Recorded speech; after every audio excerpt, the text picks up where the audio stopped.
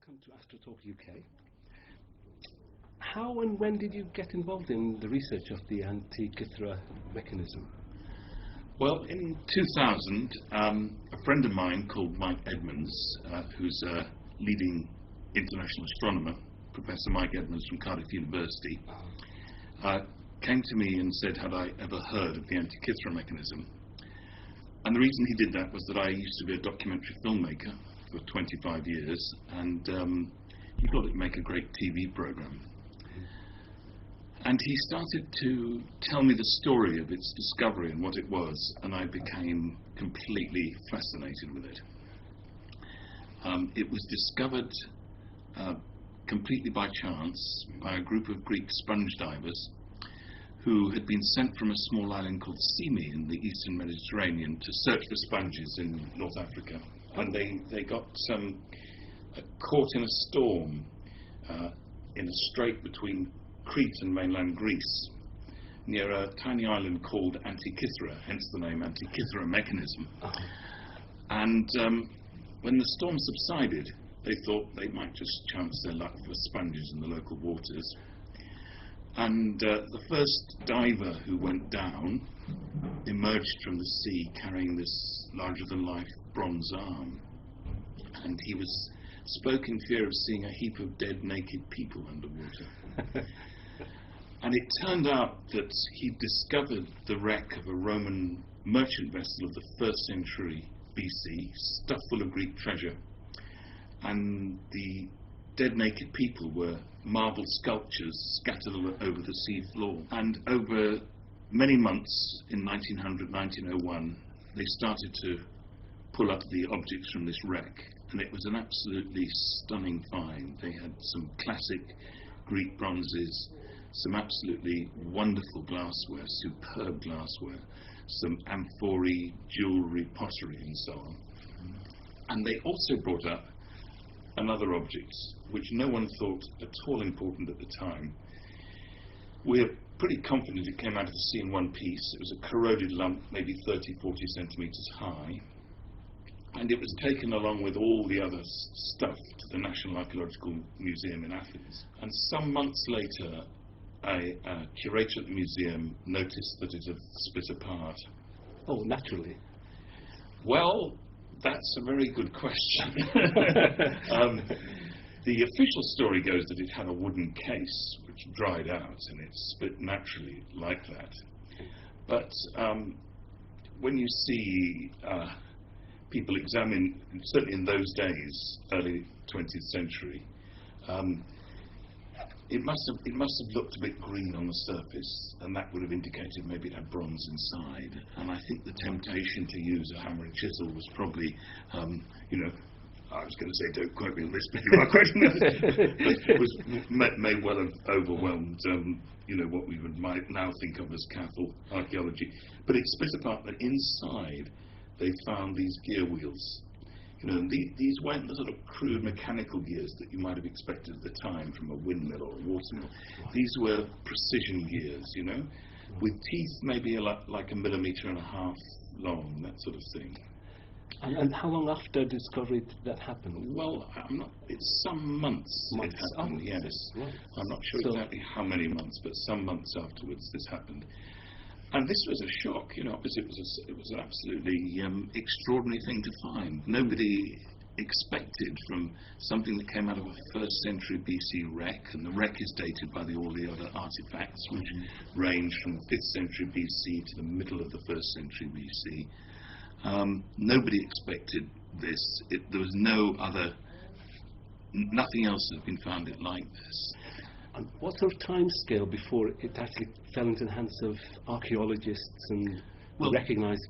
Immediately this curator at the museum discovered this. It excited interest. The earliest photographs we have, it's already split into several fragments, but we're convinced it came out of the sea in one piece, and people started to speculate.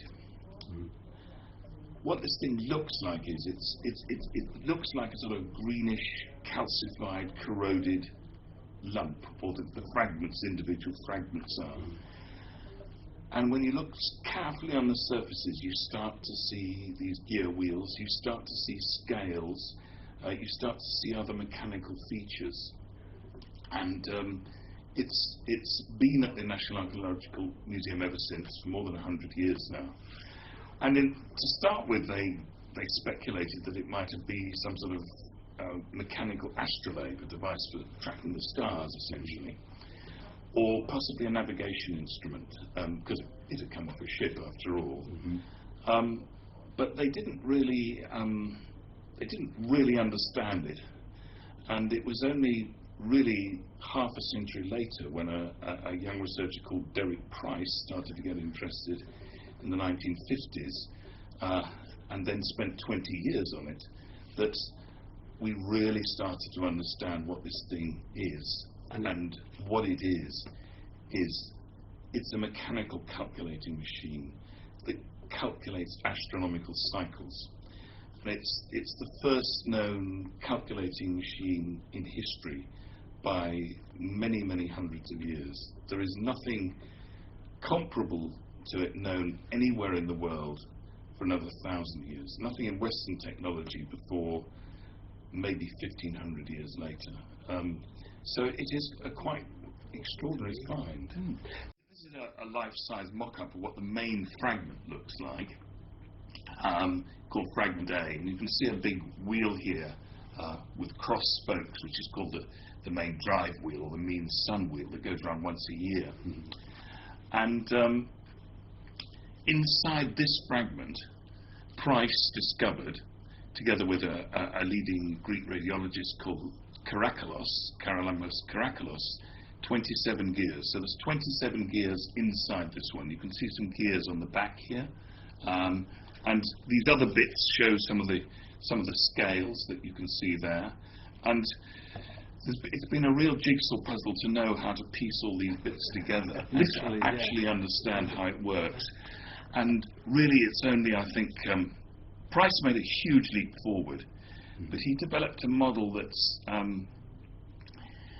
is a very complex model for producing very simple outputs, and this immediately gives sort of warning signs that maybe it's not a correct model. It violates what's sometimes called Occam's razor, you know, that you shouldn't multiply complexities unnecessarily.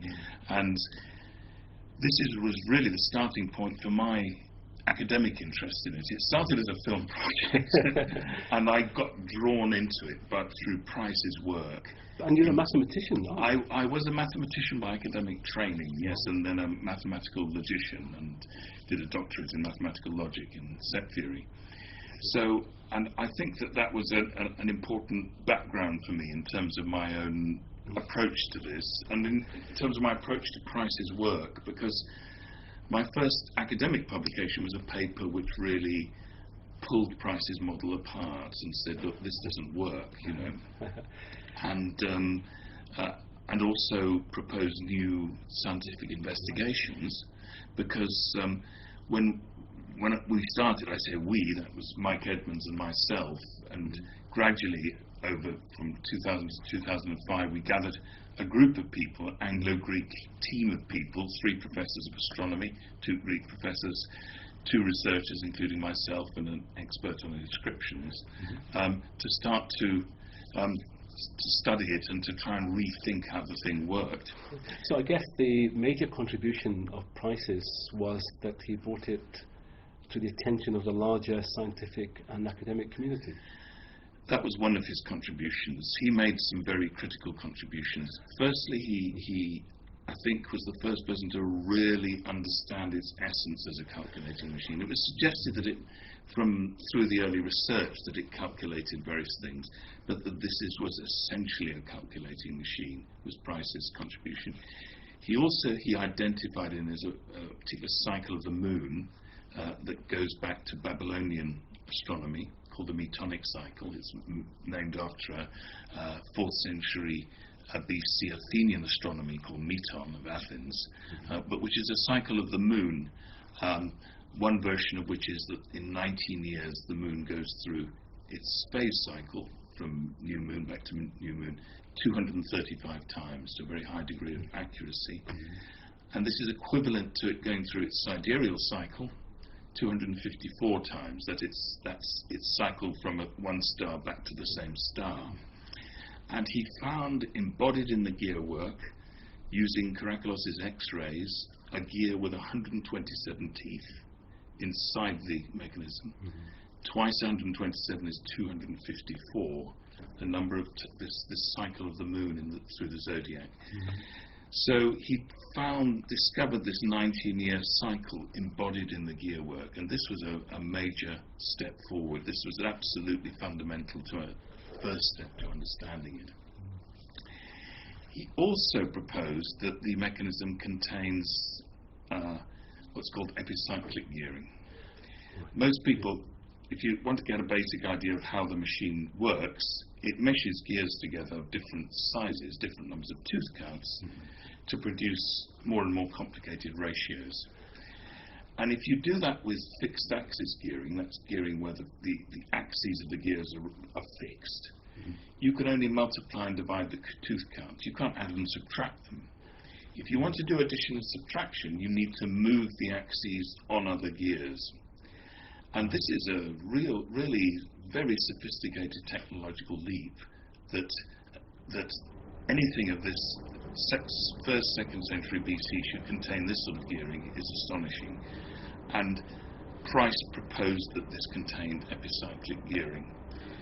And he proposed a famous thing called his differential gear, and his differential system calculated the phase cycle of the moon by taking the sidereal cycle and subtracting the sun's cycle. Not at all an obvious type of thing you do, but that's what it did. It was an astonishing, shocking idea.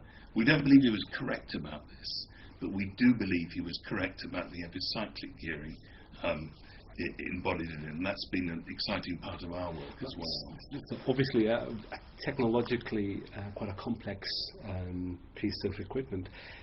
If I wanted to see it, where would I have to go now today? If you want to see it, you need to go to the National Archaeological Museum in Athens, where it's been since it was taken there in 1901, probably. And you go to the Department of Bronzes, and it's there. And I would strongly recommend that if you're in Athens, if anyone's in Athens, they should go and see it.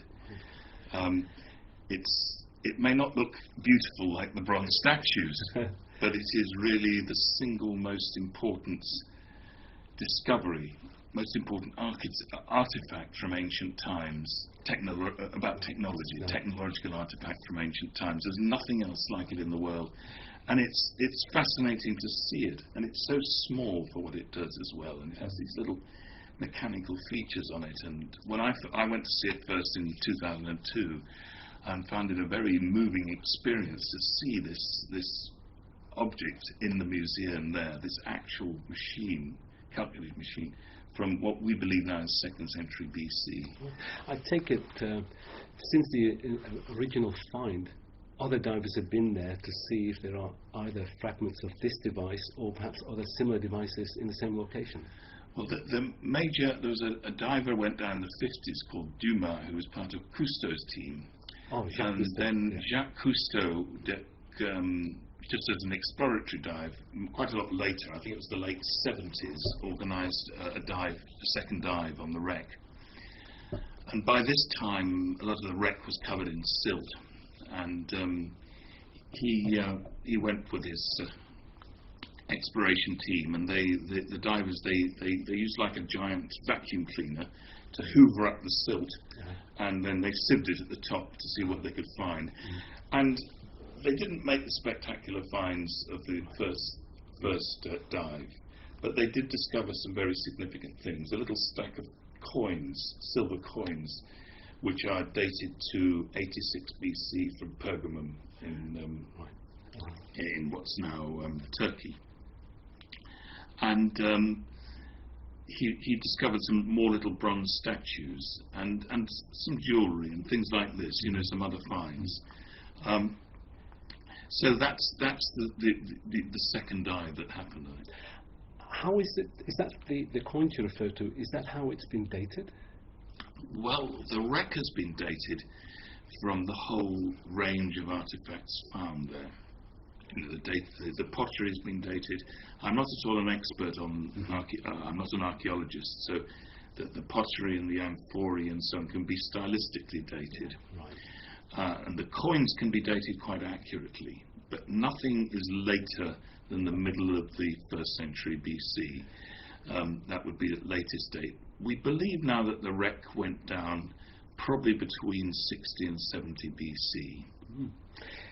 From the inscriptions that you've been able to decipher, what sort of language is it, and what information has that revealed? The inscriptions, I mean, first let me describe what we did as a group, which was we'd become fascinated with this mechanism, but we didn't have any good data. We had no still photographs. We couldn't find the x-rays that Caracalos had taken. And in the first paper I wrote, which challenged Price's model, I proposed new investigations. And these consisted of two things. One was to look at the surfaces of the fragments, many of which are covered in inscriptions, with a technique developed by Hewlett-Packard, someone called Tom Maltzbender at Hewlett-Packard, who developed this brilliant technique for enhancing surface detail. And the second thing we did was we wanted to do new x-rays, but three-dimensional x-rays, because Caracalos' x-rays showed the gears, but they were all overlapping and very hard to see the structure. And so we used a technique called microfocus x-ray computed tomography that can give you very high-resolution three-dimensional x-rays. And the team called X-Tech Systems from Tring in Hertfordshire, who came to do it, they were absolutely fantastic. They were brilliant.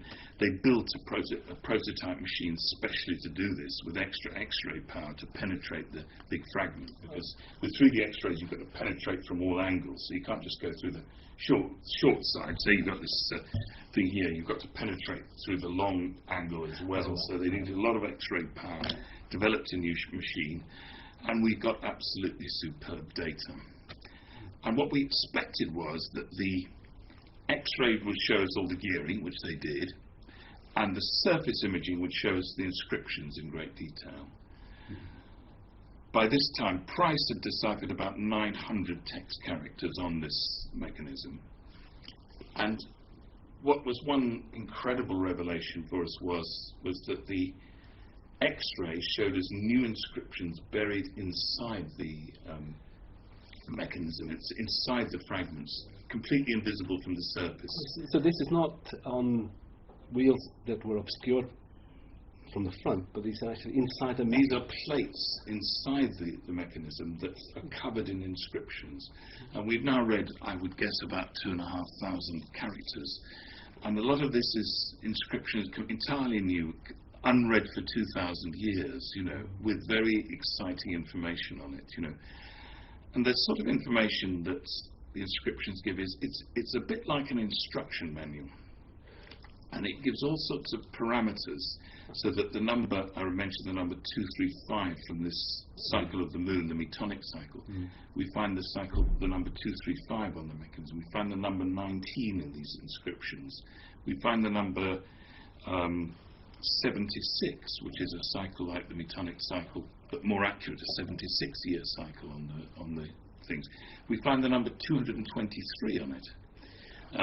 Now, people may not know what 223 is, but if you're a historian of ancient astronomy, this immediately tells you about the 223-month eclipse prediction cycle called the Saros cycle. And one of the major things we discovered was that a dial which Price had thought showed the lunar month, which later researchers thought showed another sort of month, is actually a very sophisticated eclipse prediction dial based on this cycle called the Saros cycle, 223 lunar month cycle, extremely sophisticated. It gives information about eclipse possibilities, basically. It doesn't tell you you'll definitely get an eclipse here, but it tells you about an eclipse possibility. It'll tell you months when you should look for a lunar eclipse or a solar eclipse, or look for both in that month. Nice. Presumably lunar eclipses were easier to predict than solar eclipses. Yes, I mean there's obviously a big difference between lunar and solar eclipses. That lunar eclipses you can see from roughly half the planet, and solar eclipses are very located in very specific locations. Now, this mechanism couldn't tell you where to look for a solar eclipse. It could only tell you that in this month there is a possibility of eclipse happening somewhere. And this goes back to the ancient Babylonian astronomy, where they had elaborate prediction schemes based on this Saros cycle, this 223-month, just over 18-year cycle. And it would tell you of eclipse possibilities, and they would write, if the eclipse wasn't observed, they would say the eclipse passed by, you know, and with the idea that it had happened, but maybe somewhere else in the world, you know. So the location of eclipses, it didn't tell you, but it had certainly ambitions to tell you the hour of the eclipse. These hours are marked on this dial. Oh, I see. And we're just doing, I should say, some more research at the moment, that it may have told, it at least tried to predict other characteristics of eclipses. And this is something that we're in the middle of work about, we're researching about at the moment, and I can't say too much about it because we're quite confused about what the mechanism is telling us. We don't understand it properly. But this was a really very sophisticated function of the mechanism, this eclipse prediction thing, this 223 lunar month dial. And what that dial did to us is, knowing that, we had to then look back. We had the dial which told us this, and we could analyse that from the frequency of the scale divisions around it. It's a 4-turn spiral dial, not common sort of thing that you can get nowadays, a spiral dial. It's a 4-turn spiral dial. But it forced us then to look inside the mechanism as to how this was geared. How was this 4-turn spiral dial geared? And the answer is that it needed a gear with 223 teeth. That was one thing it needed, and we identified that gear, a gear that had found no function in any previous model at all. And this then drew back into this question that I mentioned of epicyclic gears, because stuck on this 223 tooth gear, there are other gears that move on top of it. Their axes move on top of it. And what those were was the hardest problem that we faced was exactly what these gears did. And I think it's a story I can't tell in detail, but just let me give you a qualitative idea of it. What we discovered was that these gears realize the variable motion of the moon. The moon, if you look at the moon against the stars, sometimes it goes faster and sometimes it goes slower. And in modern terms, we know this is because it has an elliptical orbit, and sometimes it's further away from us, and sometimes it's closer to us. They didn't know of elliptical orbits, as far as we know, in ancient times, but they did know of this variable speed, this anomaly of the moon, as it's called. And they also knew something else which was remarkable, known from Babylonian times, and that was that the period of the moon from one star back to the same star is called the sidereal cycle, the cycle against the stars. The cycle of the moon from its slowest back to let's take its fastest speed back to its fastest speed is called the anomaly cycle. And this is about 5.5 hours longer. It's just a tiny bit longer. You might think it would be the same thing, because when the moon's closest to us, it'll appear faster. It'll get back to being closest to us at the same star. But actually, again in modern terms, the long axis of the lunar orbit is not stationary. It precesses round in a cycle of just under 9 years. And what we discovered was that there is a device, an extraordinary mechanical device for producing this variable motion of the moon. And instead, this is mounted on this large 223 tooth gear, and that gear goes round at this rate of rotation of the line of lunar apsides. It goes round in a rate of rotation just under 9 years, and this produces a variation in its output, where its mean rotation is this sidereal month, but it has a variation on top of it that in a different period, the anomalistic month. So it's actually building in the what must have been observed at that time, the precession of the lunar orbit into the mechanism 2,000 years old. Yes, but they wouldn't have thought of it in those terms because they didn't know of elliptical orbits. They would have just known that the variation had a different cycle. But it is a device of absolute genius. It is quite extraordinary. It is a beautiful mathematical way of doing it. Quite unbelievable. The person who designed this was a genius of the highest order, in my view. It is quite extraordinary. You mentioned Earth, Moon and the Sun. Is there any information on the planets, the then 5 known planets, Mercury, Venus, Mars, Jupiter and Saturn? The issue of the planets is very, very interesting. And what we have at the moment is we've got this large 4-spoke gear here, and you can see on it there's like remnants of what must have been bearings on it here. Do you see that? And this was a suggestion originally goes back to Price, but then particularly a man called Michael Wright, who's been very important in this, suggested there's a big set of gears, epicyclic gears on here. And the question is then, what did these gears do? Well, we think they probably showed the variable motion of the Sun. The Sun, as well as the Moon, doesn't go through the zodiac at a fixed speed. But they almost certainly showed the planets as well. The ancients knew of 5 planets, which is Mercury, Venus, Mars, Jupiter and Saturn. And we also have a set of inscriptions, which, again with our X-rays we've been reading newly, which have a whole set of parameters that look like they refer to the planets. We haven't fully understood them yet. So it looks like at least some of the planets were modelled in this mechanism. And it's tempting, very tempting to think they all were. Mechanically, it's an extremely hard problem to do it. And Michael Wright, who is an absolutely brilliant, he was curator of mechanical engineering at the Science Museum, has produced an absolutely extraordinary construction with 8 pointers at the front, which shows the date, the position of the Sun in the zodiac, the Moon in the zodiac, the phase of the Moon on the little moon phase ball, and all 5 planets all at the front. Now, I think it's probably not maybe correct, but it's an extraordinary achievement. And we're still thinking about this. This is very much on our long-term agenda, is to go back and look again at how the mechanism might have modelled the planets. If I can ask you to speculate a little bit, if devices like this had flourished and triggered further technological innovation 2,000 years ago, what impact do you think that would have had for our current civilization? Well, you know, the great scientist and science fiction writer Arthur C. Clarke said that if the Greeks had recognized what they'd invented, in a sense, they'd had the imagination to understand the power of this technology, they could have got to the Moon within 300 years from the point of the Antikythera mechanism. They could have got to the Moon. And I think one of the great unknowns about this is, why did this technology, with its great potential power, it's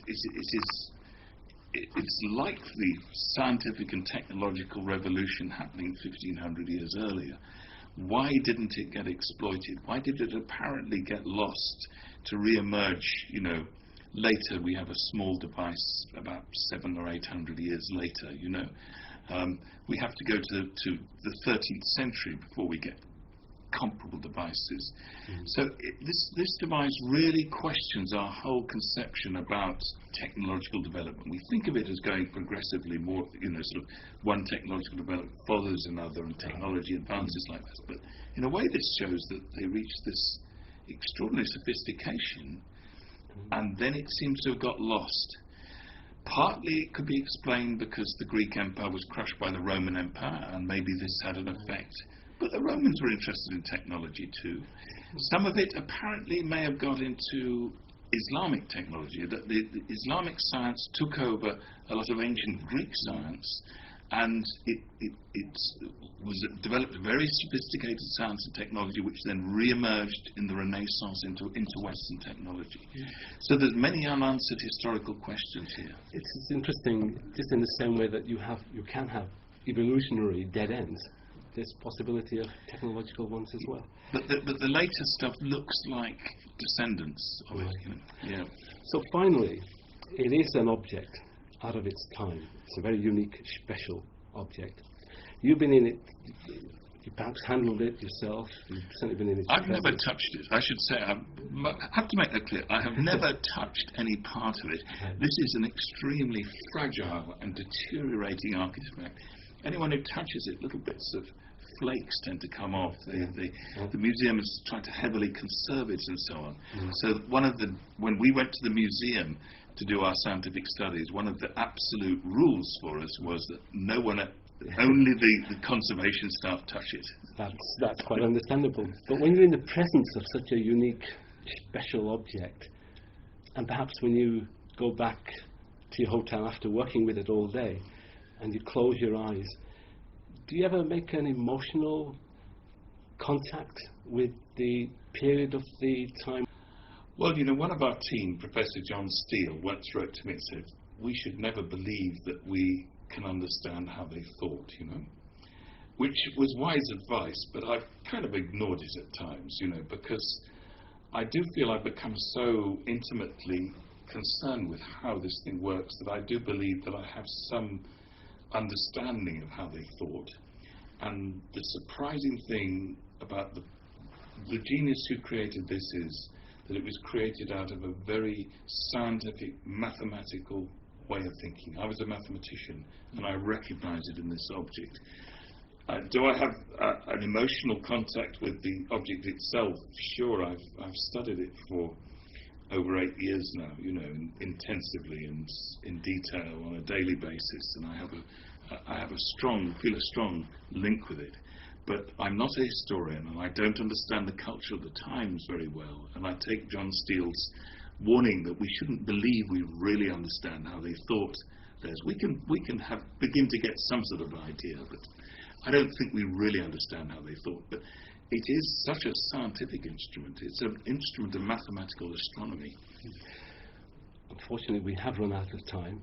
It's great to see that you've done so much work on this already. There's so many more questions I'd like to ask you, but it's nice to know that you're still continuing to work with this, and we'll look out for more news in the future. There will be more publications later this year. We've been looking at it has a star calendar on it, and we've made a nice breakthrough on the star calendar, which we'll be publishing sometime later this year. And the other thing is I'm trying to set up a TV production about this. I've had a lot of frustrations with broadcasters, really headbanging frustrations with broadcasters. But I think maybe we're making some progress with them at the moment. But it's a difficult process. But I'd love to make a TV program about this. It's a fantastic story, and it's such a unique object. It's so important. It's just absolutely critical object for this whole understanding of the history of science and technology. Tony Freeth, thank you very much. Thanks very much indeed. Thanks very much.